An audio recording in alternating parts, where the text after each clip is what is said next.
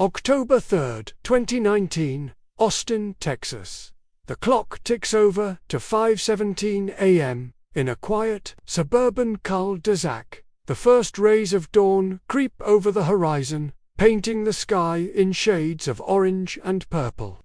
On a patch of land that was an empty, grassy lot just the night before, something new stands. A house, a perfectly finished, two-story, colonial-style house, complete with a white picket fence and a manicured lawn.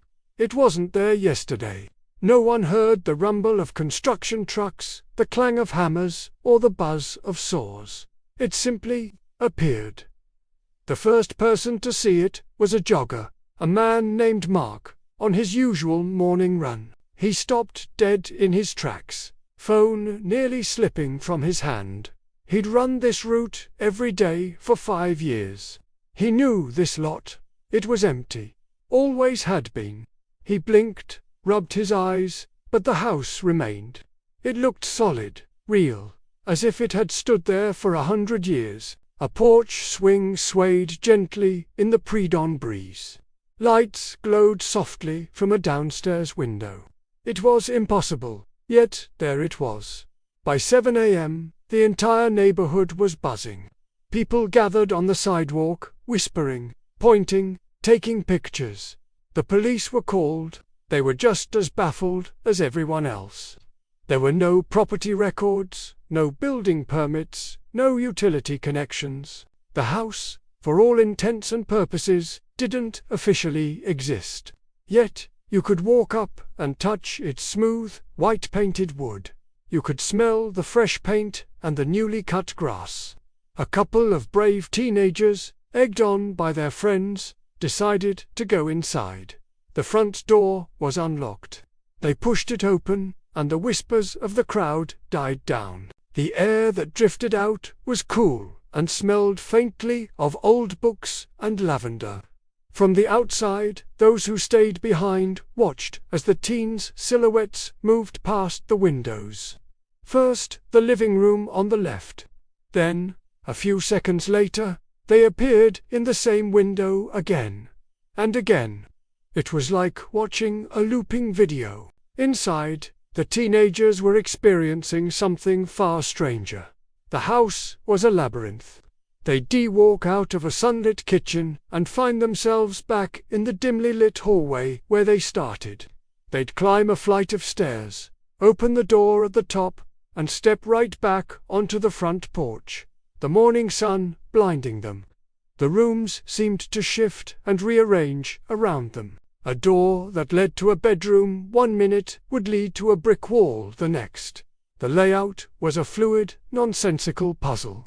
They heard faint whispers, like echoes of conversations from another time, but could never make out the words. Panic began to set in. After what felt like hours, they stumbled out the back door, disoriented and pale, into a yard that hadn't been there when they went in. They couldn't explain what happened, only that the house was alive and didn't want them there. Their story spread like wildfire. Paranormal investigators and urban explorers flocked to the site, but their experiences were all the same. The house was a living maze.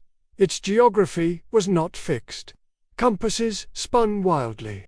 GPS devices failed. Some people who went inside claimed they saw glimpses of different eras through the windows, horse-drawn carriages on the street, people in vintage clothing walking by. It was as if the house wasn't just in a different place, but in a different time. One investigator, a woman named Elena, was particularly meticulous. She refused to enter the house, convinced the real answer lay elsewhere. She spent weeks digging through archives, land registries, and, most importantly, satellite imagery.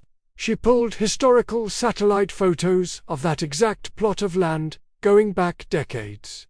What she found was chilling. This wasn't the first time the house had appeared. It was there in a satellite photo from 2011. For a single day in May.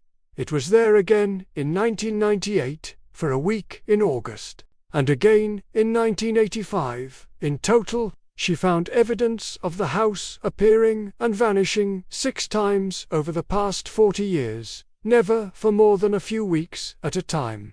It always looked exactly the same white paint, the same porch swing, the same soft glow from the window. It was a ghost in the machine, a flicker in the satellite's eye. Each time, its appearance was sudden, and its disappearance was just as abrupt, leaving behind nothing but an empty, undisturbed lot. The local authorities, unable to explain the phenomenon and concerned for public safety, eventually cordoned off the entire area. For 3 weeks, the house stood there, a silent, impossible monument. People watched from behind yellow tape, waiting for something to happen. And then, one morning, it did. Or rather, it didn't. On October 24, 2019, the lot was empty again. The house was gone. The grass was flattened where it had stood, but there was no debris, no foundation, no sign that a 2-story home had ever been there at all. It vanished as cleanly as it had arrived. The official explanation was a mass hallucination, a cleverly executed hoax. But the people who saw it, the ones who went inside, they know what was real. They know the feeling of those shifting walls and the echoes of lost time. The satellite images don't lie. Alina, the investigator, theorized that the house isn't a structure, but an event. A wrinkle in space-time that briefly materializes in our world before snapping back to wherever or whenever it came from. A home for people who are unstuck in time, forever drifting. No one knows when or where it will appear next. It could be in a field in rural Japan, a desert in Egypt, or right back in that quiet Austin suburb. But one thing is clear. Some homes don't belong anywhere. Not even in time. They are just passing through, echoes of a place that exists outside the steady march of our days, waiting to welcome the next lost traveler. Thanks for joining me on this journey into the unknown. If you enjoy stories that question the fabric of our reality, make sure to hit that like button and subscribe for more mysteries. Let me know in the comments where you think the house might appear next. Until next time, stay curious.